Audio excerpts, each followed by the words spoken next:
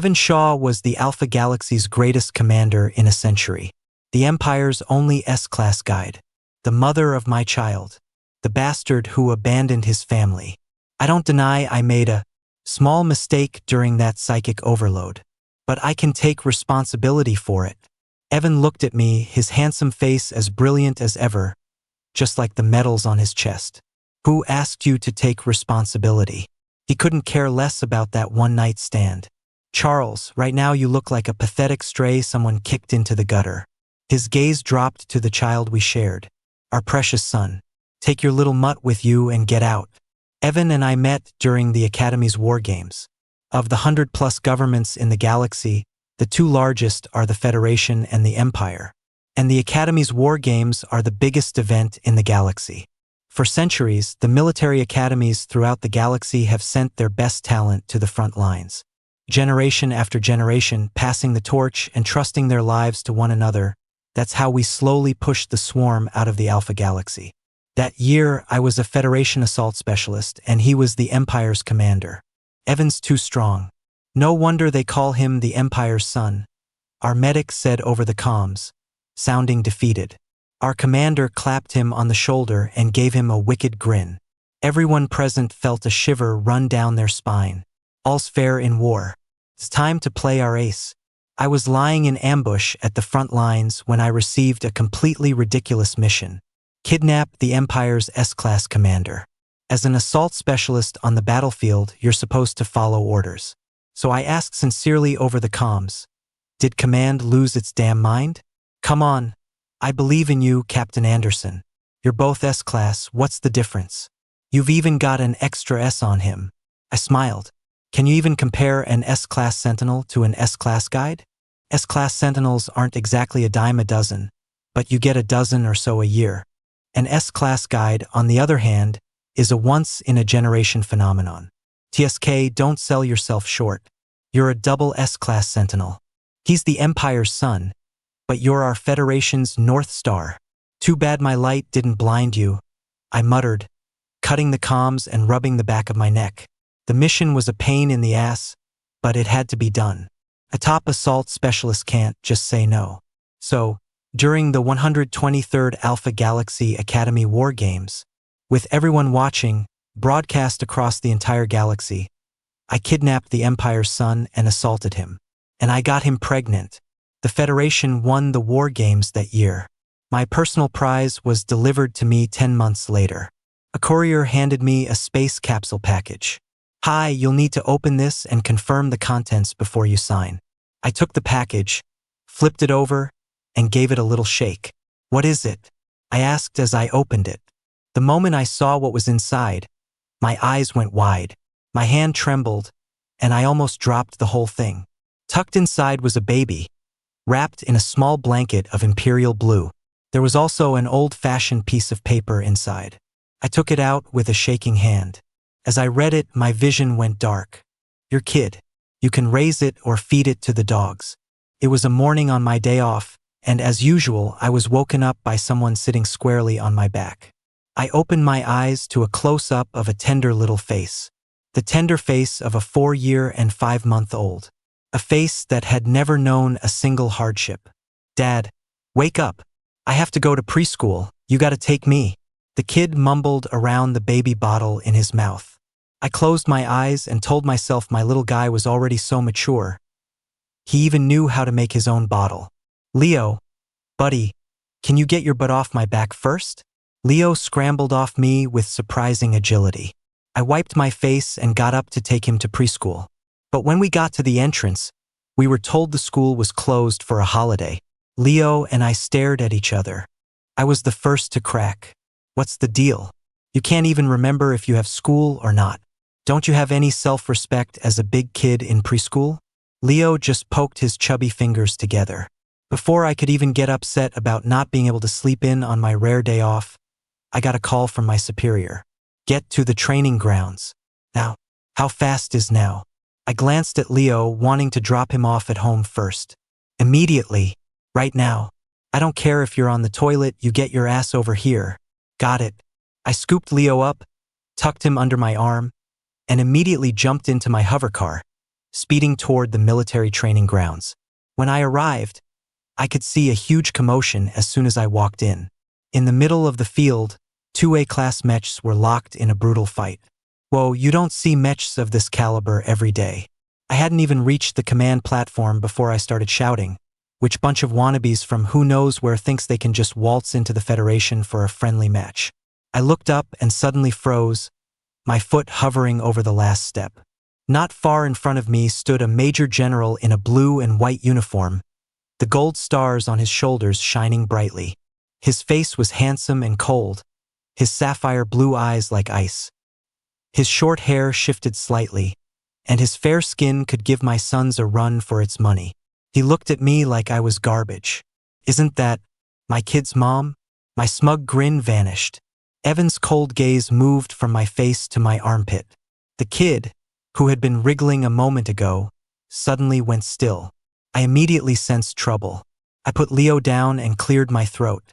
The moment his feet hit the ground, Leo didn't run around like he usually did. Instead, he stuck close to my leg, pointing a finger at Evan, his eyes sparkling. My stomach dropped.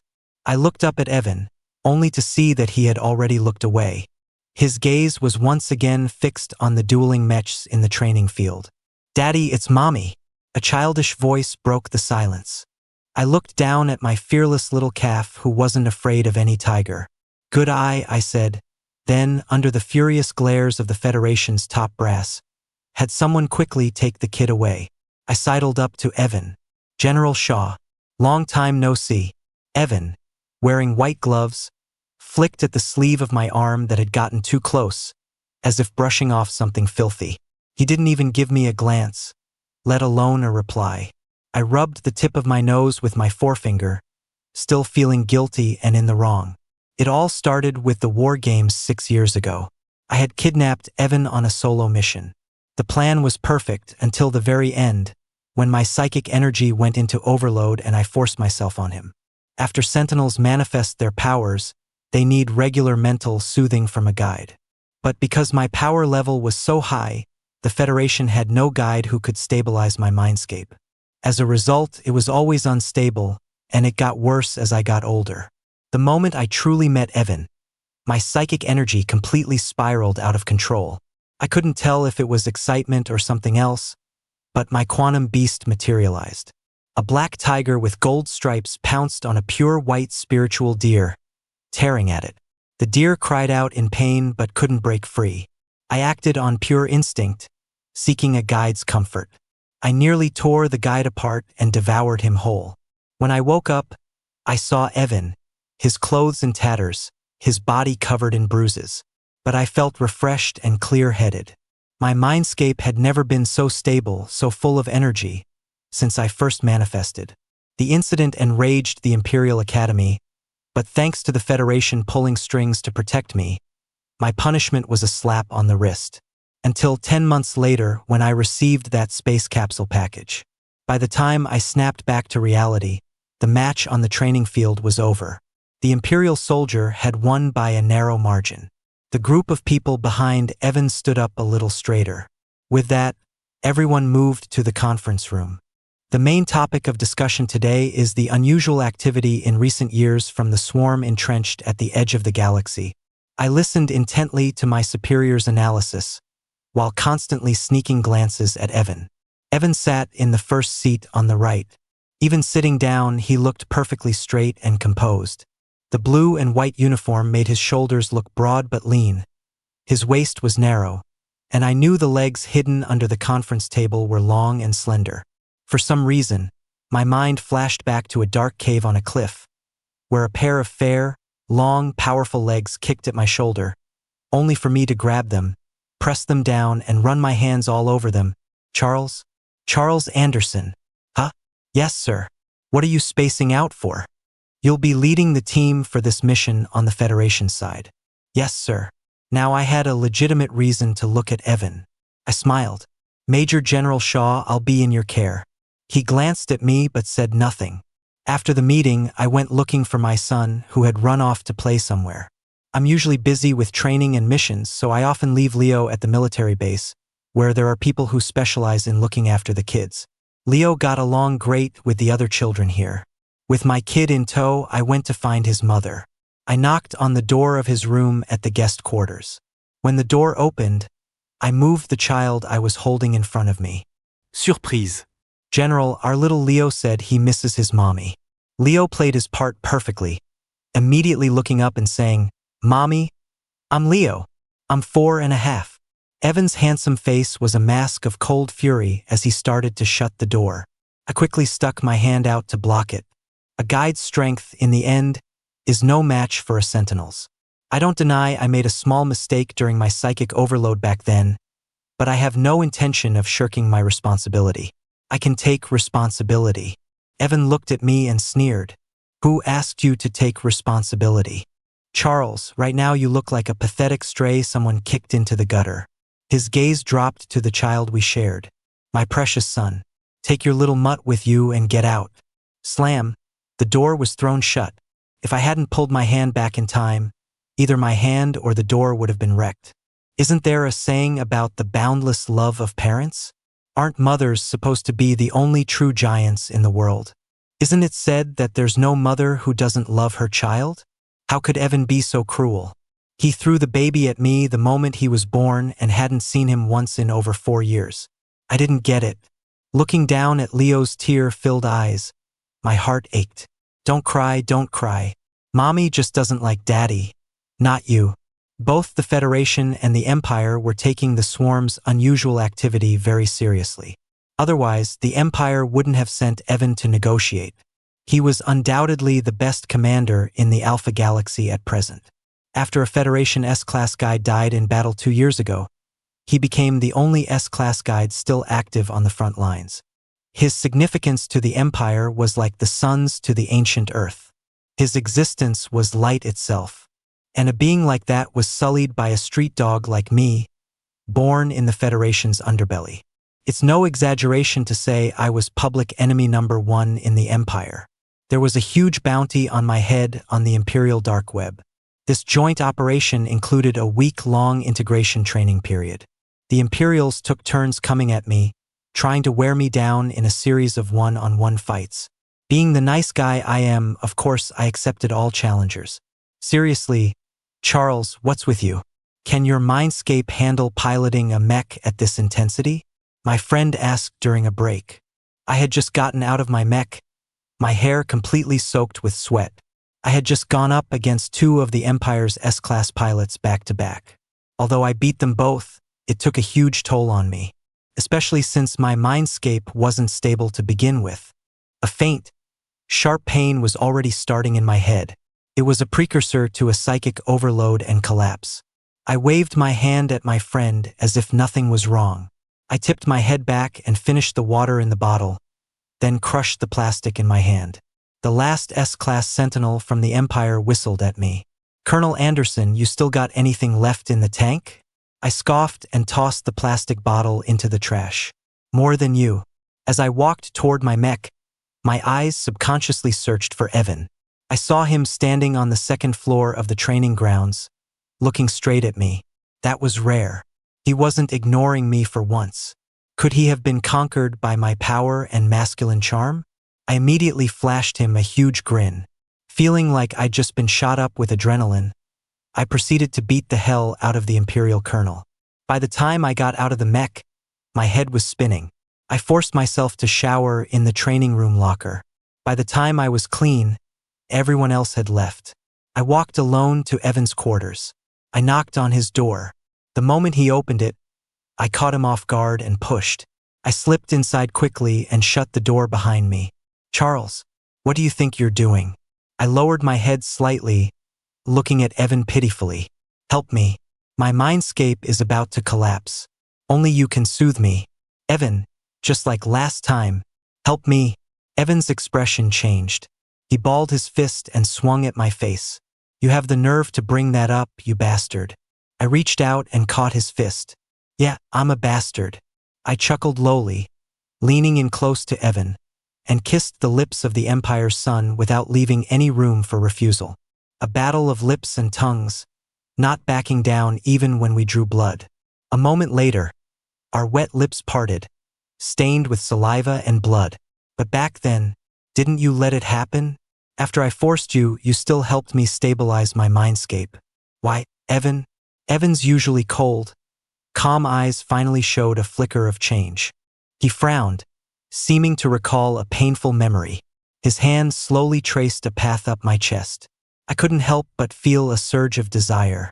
His touch sent a numbing tingle through me, passed over my collarbone and finally stopped at my neck.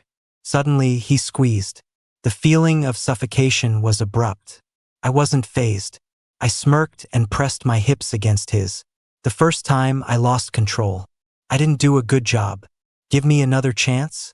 Evan narrowed his eyes, his hand sliding down from my neck. He grabbed hold of what truly mattered. A jolt of pleasure shot through me. But as his grip tightened, I immediately begged for mercy. My mindscape is really about to go critical. This is the first time the Empire and the Federation have cooperated in years. You don't want me to lose it on the battlefield and start attacking our own, do you? Besides, it was your Imperial soldiers who pushed me to this point. I could have held on a little longer. I grumbled, feigning grievance. But the man in front of me just sneered, his hand tightening to the point of pain. A fine sweat broke out on my forehead. I lowered my head and pressed my forehead against his, my damp sweat smearing onto him. He flinched away in disgust, and his grip loosened slightly. I immediately pushed my luck. General Shaw, help me out. I'm more useful than your entire Special Forces company. He raised an eyebrow at me. And how would you prove you're useful to me? He emphasized the last two words. I knew I had gambled correctly. Evan liked useful people. 6 years ago, he had tolerated what happened. He didn't kill me, the brute who had assaulted him, during my period of weakness after the overload. It was because I was useful on the battlefield. The Empire's seemingly perfect son was, in reality, a ruthless politician. He could endure humiliation for the sake of power and the greater good.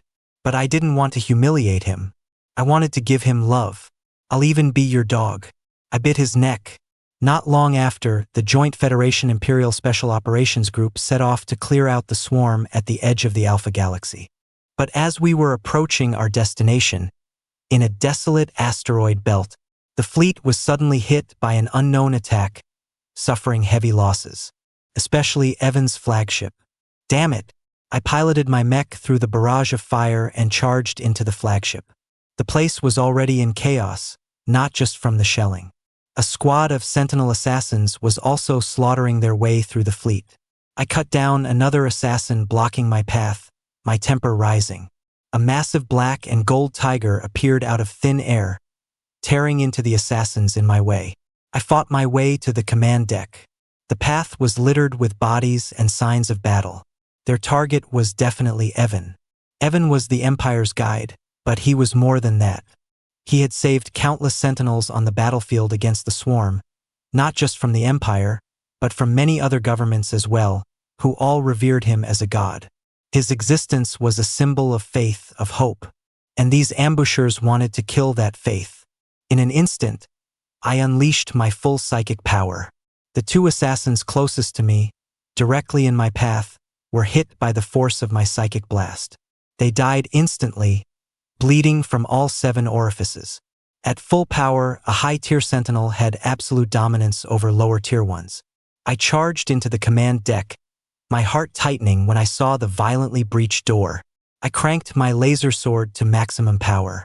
If they had actually killed Evan, I would make every single one of them pay with their lives, including whoever was behind this. Without hesitation, I sliced through the corpse blocking my way and moved forward. Suddenly, a sense of foreboding washed over me. I dodged sideways on instinct. A powerful laser beam grazed past my mech's face. I immediately powered up and charged forward. My laser sword swung down on the person behind the laser cannon. But as I saw their figure, I stopped the blade at the last second, barely nicking a strand of their hair. You son of a bitch! My eyes were red with fury.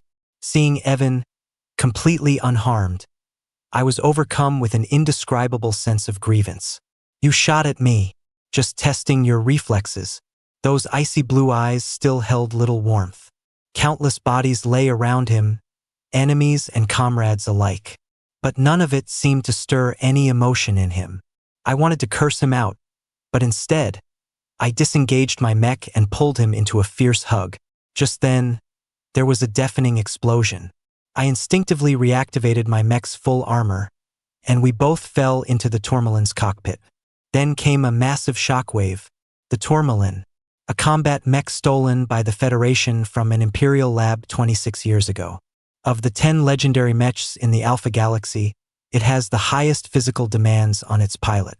When I returned to the crash site with wild fruits and a plucked wild chicken, Evan was already awake.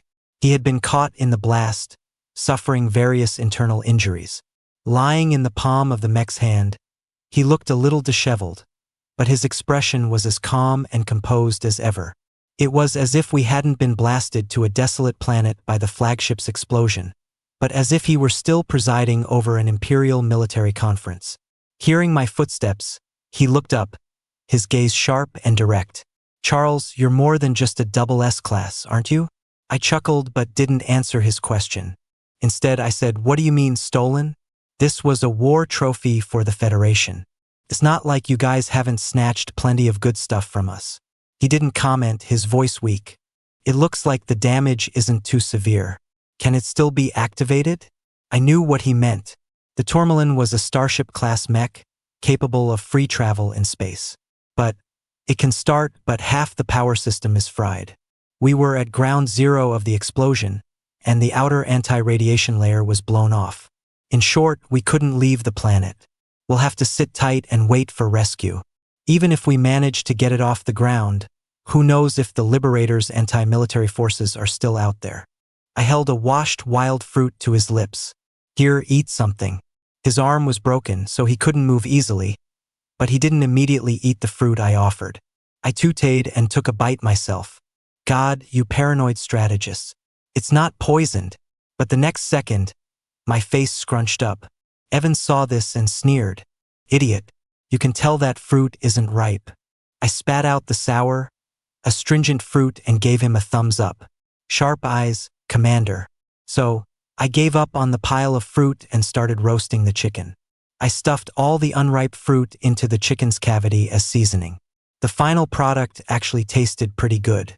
His Excellency the Commander deigned to eat half of it.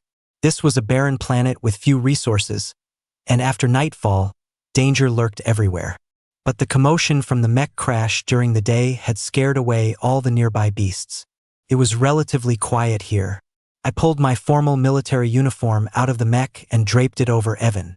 "There are no blankets in the cockpit. You'll have to make do." He frowned slightly in disgust. The temperature difference between day and night on this planet was huge. With the mech's power system mostly destroyed, even with the heat on, Evan was so cold his lips turned pale. I slowly moved closer to him and, with his silent permission, gently held him, using my body to warm him. A moment later, he suddenly said, "Stop pressing against me. I was a little innocent. I can't really control that." He smelled so good. Even stranded on this desolate planet, a faint, orchid-like fragrance emanated from his skin. How was that any different from trying to seduce me? "I can help you control it." His threatening voice whispered in my ear, sending a wave of tingles across my skin. Oh crap, I was even harder. Taking advantage of the fact that he was injured and could barely move, I pushed my luck, rubbing my leg against his through our clothes. "Charles," he gritted his teeth. "Here, what are your orders, master?" My attitude was impeccable. "You, shoot." I suddenly held up my middle finger to him. He instinctively fell silent. I listened intently for a moment, my brow gradually furrowing. Something's approaching. A lot of somethings. I woke the Tourmalin's AI. Tourmalin, activate scanners. Scan the vicinity and identify what's approaching. I had kept the Tourmalin in a semi-dormant state to conserve energy, but I couldn't worry about that now. On the system's thermal imaging scan, I saw hordes of animals stampeding in our direction. I stared at the screen. The herd moved like a river. Increased scan range. The scan range expanded bit by bit, and the thing driving the herds gradually came into view. Countless insect-like creatures, large and small, appeared on the screen. The swarm. Evan's voice turned icy again. I slapped my forehead. Of course. Talk about when it rains, it pours. If it were just the planet's native animals, even a massive stampede wouldn't be a problem. Even damaged, the tourmaline's shell was made of incredibly tough refined steel and superplanetary materials. The local beasts couldn't do a thing to it. But most of the swarm species had the ability to chew through metal. A broken mech was a feast for them. Evan's eyes narrowed, his voice sharp and decisive. Cut the tourmaline's defense systems and any detachable, damaged power systems. Retain only the core basic attack functions and the cockpit's radiation shielding. Launch immediately and prepare to escape the planet. Yes, sir, I answered instinctively, snapping to attention. An assault specialist must obey when a commander has made a decision, even if it means abandoning the mech you've fought alongside. My heart bleeding, I quickly began manually dismantling the damaged power systems and heavy defensive plating. I knew Evan's decision was the right one. The swarm craved metal, they were incredibly fast, and high-level swarm could even fly in space. Our only chance of survival was to travel light. But there was no telling if the liberators were still sweeping the area outside the planet's atmosphere. Stripped down and traveling light, the tourmaline shot into the sky just before the main swarm forces arrived. Using a 3-stage acceleration, it broke through the atmosphere at supersonic speed, escaping the planet's gravity. The stampeding herds being devoured by the swarm were left far behind. But some of the high-level swarm, attracted by the tourmaline's launch, pursued us without hesitation.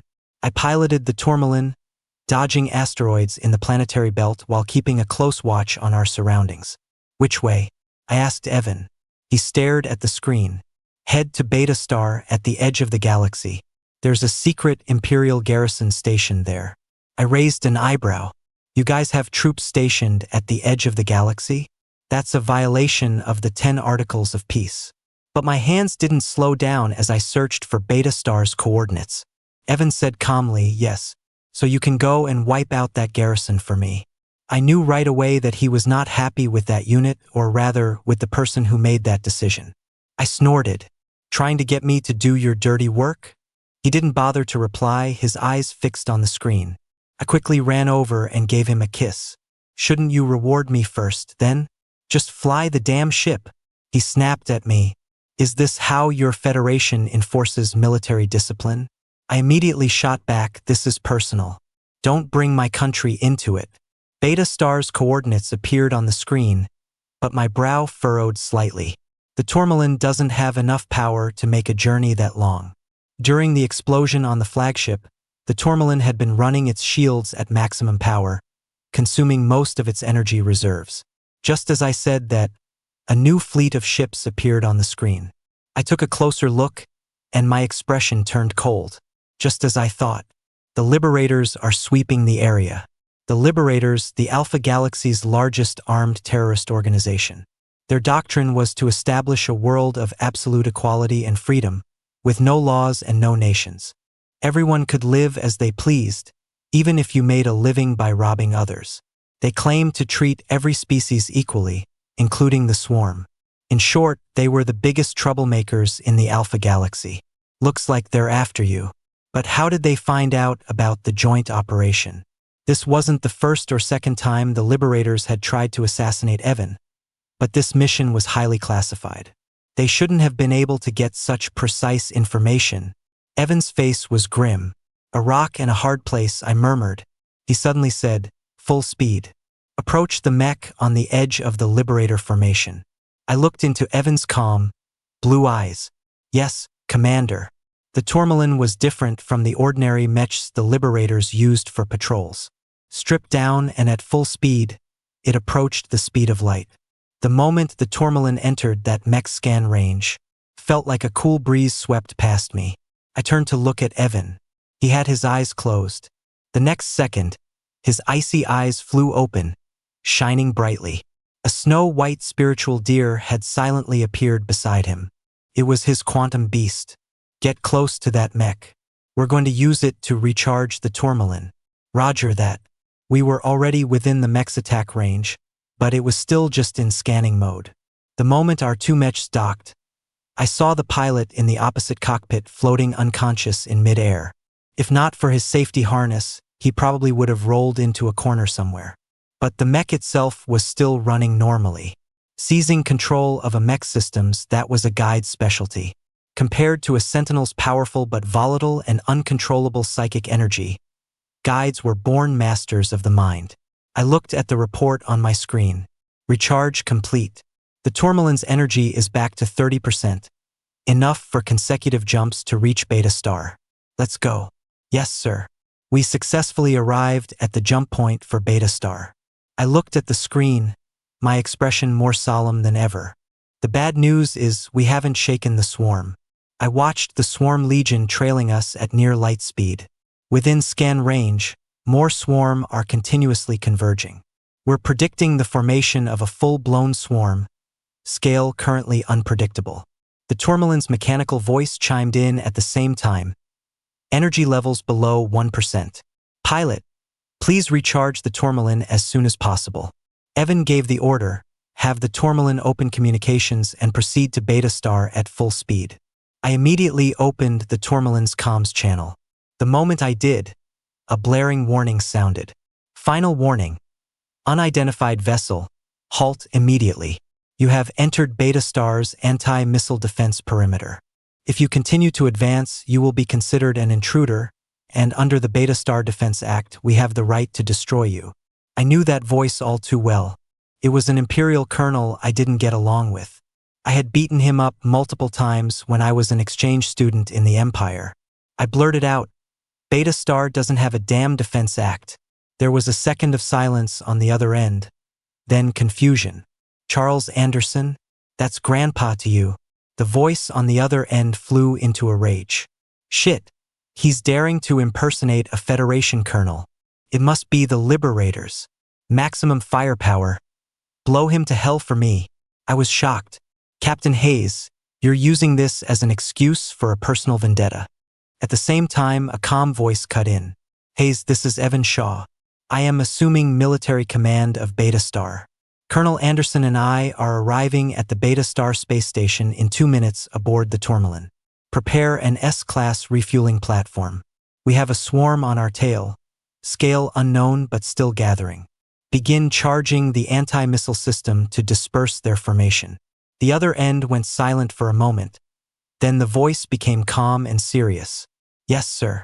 Captain Hayes of the Empire's 7th Legion hereby formally transfers command to Major General Evan Shaw. Captain Hayes and Evan met at the space station. Evan was able to get into a medical pod for treatment. He was still commanding the battle while floating in the medical fluid.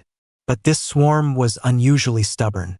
Even after being hit by high-energy laser cannons multiple times, with piles of swarm corpses accumulating, they kept coming. I stood guard by Evan's side, my fingers drumming restlessly as I watched the battle reports. This is no ordinary swarm. Evan, fully recovered, stood up out of the medical fluid. I instinctively looked over, my eyes practically popping out of my head. The translucent green medical fluid slid down his fair skin. A single drop lingered for a moment in the small of his back before quickly disappearing into the cleft of his. I swallowed hard. He glanced at me and walked straight into the bathroom to rinse off. When he came out, he was already dressed in the Imperial blue and white combat uniform. His white combat pants were tucked into black military boots. His legs were so long and straight. When he wrapped them around my waist, smack, he walked over and slapped me across the head without a shred of mercy. I clutched my head and looked at him mournfully. Captain Hayes knocked and entered, holding a paper report. Major General, these are the 7th Legion's records of nearby swarm activity. Evan flipped through it, his blue eyes gradually narrowing. I think we've found the broodmother. Both Hayes and I were stunned. Hayes blurted out, how can you tell? Is it true? Realizing his mistake, he quickly bowed his head and glanced cautiously at Evan. General, I'm not questioning your judgment. I'm just so surprised. I wanted to grind my teeth watching him suck up like that. I still didn't know what he was up to. Evan didn't hold it against him and nodded. Go and prepare. The 7th Legion is the largest of the garrison legions. You will be the main force for the next 24 hours of the war. I've already sent a request for reinforcements to Imperial Central Command. Yes, sir. After Hayes left, Evan stood up and walked toward me. Step by step, he got closer and closer. His hand, exceptionally fair from always wearing gloves, rested on my chest. I swallowed. If you have something to say, just say it. Don't try to seduce a soldier of the people, or I'll give in just to show you. His hand moved down to my firm arm and gave it a squeeze. I was about to get hard. Just as my mind was wandering, he suddenly grabbed my wrist with lightning speed. He quickly pressed a few buttons on my watch, and it slid off my wrist. He caught it and tossed it casually onto a nearby table. Your Federation reinforcements should be arriving soon, right? I looked at the disconnected communicator, unable to play dumb any longer. Well, maybe, probably. The next second, Evan's communicator rang. General, the Federation's Lumina Legion is requesting entry. Evan's lips curved into an unreadable smile as he glanced at me. He spoke into the communicator, permission granted. After hanging up, he didn't move away. Instead, he gave me a smile. The Lumina Legion is your direct command, isn't it? He reached out and stroked my face, giving it a gentle pinch. Didn't you want to be my dog? Then help me kill a few people. His hand smelled so good. I subtly sniffed the air and asked, who do you want to kill? In the Imperial garrison, aside from the 7th Legion, leave no officer at the rank of colonel or above alive. Of course, after this battle, they will all be heroes who sacrifice themselves to fight the swarm. I won't let you have a black mark on your record. He reached out to straighten my shirt collar, then slowly wrapped his arms around my neck. All right? His face was so close to mine I could see my own reflection in his icy blue eyes. My mind was reeling and I was about to agree on the spot. But the last shred of my sanity asked, why kill them? You already have military command of Beta Star. According to the articles of this joint operation, my Lumina Legion and I are also under your command. These are all Imperial Warhawks. Once the war with the swarm is over, they will undoubtedly push for war with the Federation. Our political views don't align. I'm taking this opportunity to clean house. I hadn't expected him to be thinking that far ahead. But, aren't you a Warhawk too? There are different kinds of Warhawks and stances can change. These people's biggest mistake was choosing the wrong side. Understand? His thumb rubbed against my lips. I opened my mouth and took it in, gnawing lightly with my canines, as if using his finger to sharpen my teeth. He pulled it out after a few seconds. His teasing had made my eyes red with desire. My voice was hoarse. Understood. Colonel Charles Anderson, commander of the Federation's Lumina Legion, at your command. I gave him one last deep look and turned to leave. As I was closing the door behind me, I said with my back to him, you left one thing out. These people and the generals behind them are probably the chauvinists within the Empire who secretly support the liberators, right? But I'd help you even if they weren't. Evan, I hope you can be more honest with me in the future. After leaving Evan's office, I went straight to find the vice commander of the Lumina Legion, my second in command. Did you bring it? I asked him. He handed me a spatial compressor. Yes, Commander. I clapped him on the shoulder. You guys get a good night's rest tonight. We've got a tough fight ahead of us. I never doubted Evan's judgment. If the broodmother was truly nearby, it meant we were about to face a nearly endless battle against the swarm. They would do everything in their power to protect their mother, just as we would give everything to protect the homes behind us. As for the mission Evan had given me, I was enough on my own. I took the spatial compressor. That night, a swarm assassination squad launched a surprise attack, killing more than 10 Imperial officers of colonel rank. Commander Evan Shaw was furious and ordered an all-out assault to wipe out the swarm. Thanks to thorough preparation, the swarm was beaten back, even retreating from the edge of the Alpha Galaxy. But Evan ordered a relentless pursuit. On the flagship of the pursuit fleet, I frowned at Evan. I'm not questioning your decision, but it's too risky for you to be part of the chase. No commander deserts his post. Evan stared at the large screen where data flowed rapidly, not even sparing me a glance. I tried to reason with him. What if this is a trap, designed to lure you out and assassinate you outside the Alpha Galaxy? You know damn well what kind of image you've cultivated for yourself in the Empire. If something happens to you, at least half of the active Sentinels in the Empire will riot. So what?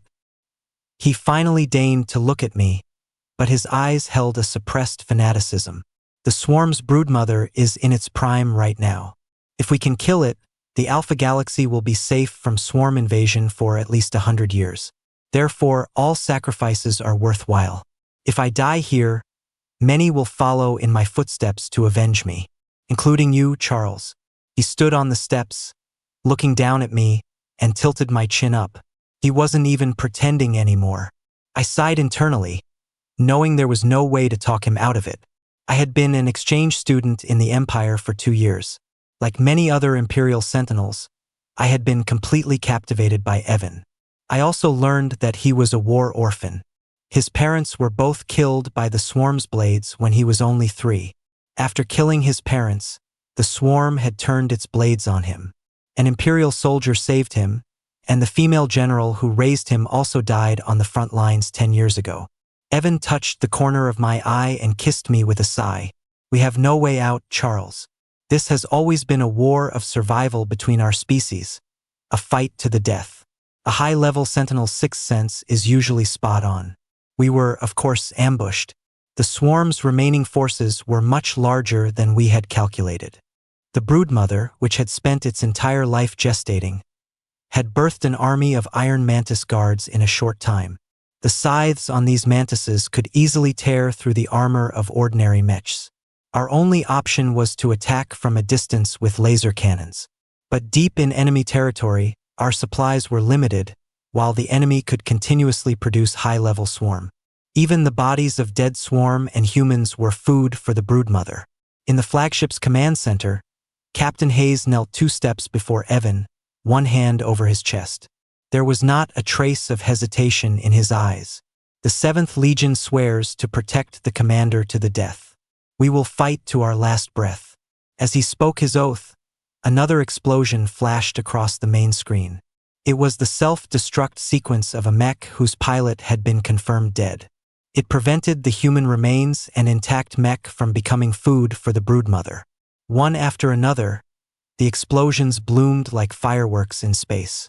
But such fireworks seemed so small and insignificant in the vastness of the cosmos. Captain Hayes gave Evan one last, deep look, then resolutely walked out of the command center.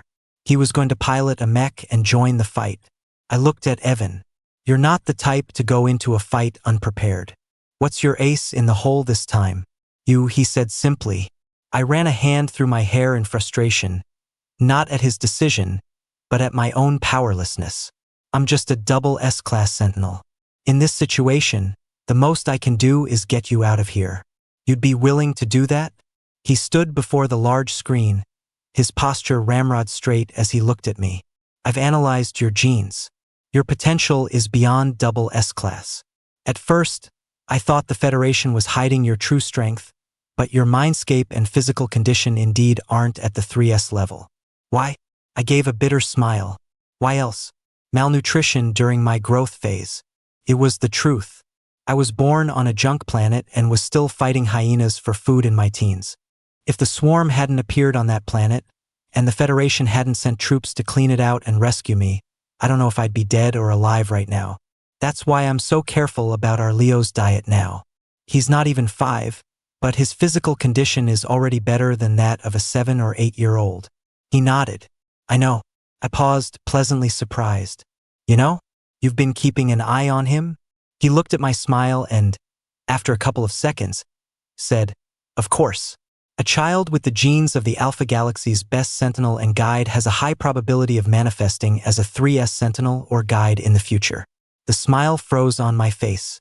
What do you mean? He's just a child. He's a child born in an era of war. Besides, why do you think I gave birth to him in the first place? I had never seen Evan's blue eyes look so cold. So our child was just another tool of war to him. For a moment, I felt a wave of despair. If we both die here, will Leo just follow in your footsteps? Evan, you're so cruel. You've walked through the rain yourself, yet you'd tear up your own child's umbrella. It seems your desire to protect that little pup is very strong. Evan looked at me, his tone suddenly softening a little. There is a way. I was silent for a moment, then asked, what way? You kill the broodmother, and he can have peace. I gave a bitter laugh, starting to hate myself for not being more ferocious when I was fighting those hyenas for scraps. If I had grown into a 3S Sentinel, all of our current problems would be solved. You and I both know what it means to be a 3S class Sentinel or guide, even if it's just one level of difference. The difference between 2S and 3S was like the difference between the ancient Earth and the sun. Evan spoke slowly. The 10 legendary mechs, including the Tourmaline, were all originally designed as solo weapons for 3S class Sentinels and guides. Do you know why your mech is called the Tourmaline? It was a symbol of imperial succession in an ancient Eastern nation, meant to defend indestructible power. But when the Federation took the Tourmaline from the Imperial lab, the mech had already been modified for a double S-class pilot. Because for 100 years, not a single 3S Sentinel or guide has appeared in the entire Alpha Galaxy, Evan said with regret. I took out the spatial compressor. The Federation restored it, but they also lowered the physical requirements for the pilot. But a double S-class can only unleash a tenth of its power. Evan, I can only guarantee I'll get you out of here. I began to seriously consider the possibility of knocking Evan out and carrying him away. He couldn't die. He was the only surviving S-class guide, and his significance to the Empire, and indeed to all of humanity, was immense.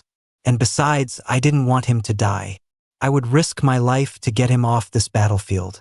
Evan suddenly took out a spatial compressor of his own and placed it casually on the control console. The Glutton, also one of the 10 legendary mechs. I was worried you would need time to sync with a new mech, but it seems that won't be necessary now. My heart leaped as I looked at the spatial compressor on the console.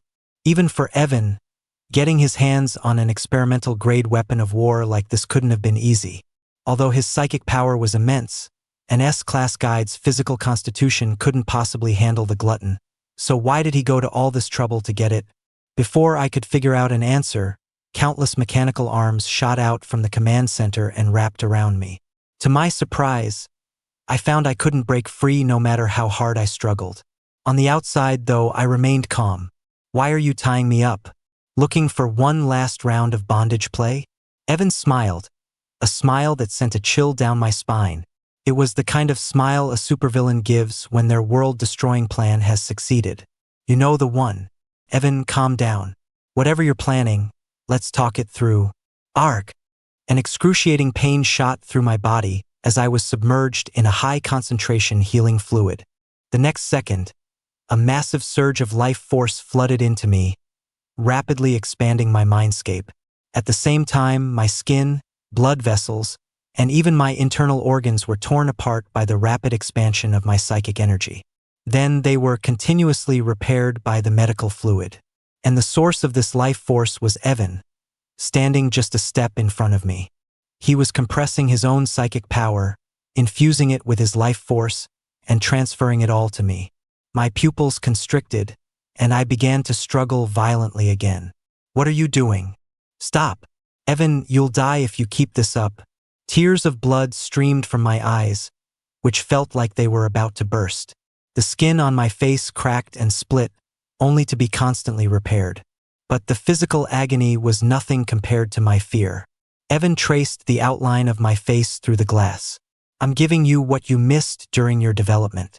You'll have the strength to protect your little pup. A mechanical arm descended from the ceiling, with 2 transparent tubes attached. Evan inserted the needle at one end just above my heart, then, without hesitation, plunged the other into his own. Our blood flowed into the core of the mechanical arm, circulated, and then returned to our respective bodies. But the blood returning to me now carried a gentle psychic energy. It was obvious where it came from. Before my eyes, Evan's hair began to turn white, starting from the tips. The color drained from his face at a visible rate. The light in his sapphire blue eyes began to fade. I don't want it. Stop. I told you to stop. Evan, I just want to protect you. Please stop. I'm begging you. Evan, my roars turned into pleas. It was no use. In the year 3208 of the Alpha Galaxy calendar, Federation Colonel Charles Anderson, piloting the Tourmaline, single-handedly killed the swarm's broodmother. The swarm was defeated and retreated far away. This marked the beginning of a century of peace for the Alpha Galaxy. In 3218, the 10th anniversary of the Battle of Beta Star, and also the 10th anniversary of the death of the Empire's son, Evan Shaw, Charles Anderson stood at the very front, a boy who came up to his shoulder standing beside him. The boy's face was calm, and he had the same sapphire blue eyes as his father, though much softer. Behind them stood numerous generals from both the Empire and the Federation. At the first toll of the bell, everyone bowed in unison. A light rain had begun to fall at some point, dotting the uniforms of the assembled leaders. But no one cared. All eyes were fixed on the photograph on the gravestone, on those commanding, icy eyes. Finally, Leo, the deceased's only living relative, stepped forward and placed a bouquet of ice-blue roses at the base of the monument. From the moment they arrived at the heroes' cemetery to the moment they left, Charles was silent, until they returned to their home in the Federation capital. In 10 years, he had upgraded from a small apartment to a small villa with a garden. As soon as he opened the door, he gasped and roared, "Damn it, oh!" A small husky, tongue lolling, wriggled out from under the sofa. Leo, who followed Charles in, was just as horrified by the chaos inside. He glanced at the time and cried out, "Oh no! Dad gets off work in 10 minutes. He'll be home in 20. The father and son didn't waste a second. They rolled up their sleeves and started cleaning up the mess the husky had made. All the while, they bickered. "It's all your fault, you little brat. You were the one who had to get a dog. Well, you're the one who wanted a husky, you old fossil. I wanted a Samoyed. You think your father could stand that dopey Samoyed smile? That's rich. He doesn't like huskies either." 20 minutes later, Evan walked in the door. He raised an eyebrow at the now much emptier house, which was even missing its sofa. Charles immediately moved a dining chair over for him. "Honey, have a seat." Leo eagerly presented him with a cup of hot tea. "Dad, it was brewed with 90-degree water and has been cooling for a third of the time." Enjoying the royal treatment in this household, Evan put down his briefcase and slowly sipped his tea. A moment later, just as sweat was about to drip from their foreheads, he said unhurriedly, "It's fine. It was about time we got a new sofa anyway." The father and son let out a simultaneous sigh of relief. Charles started making dinner. Leo obediently did his homework. Everyone had their role. Evan went to the bathroom to shower and changed into his home clothes. His face was very young, but his hair was pure white, and his eyes were a lifeless gray. Aside from those two things, he looked exactly like the Empire's son. But the Federation's General Anderson insisted he was just a look-alike he'd found out of an unrequited obsession with the late Major General Shaw. The general was a fallen hero, and this man was indeed just a low-level E-class guide, a world apart from the Empire's son. As for the real story, who knows? In any case, all the generals of the Empire and the Federation groveled before that face. And General Anderson himself had to fight tooth and nail, even playing the single dad card, to earn the privilege of being the beauty's dog.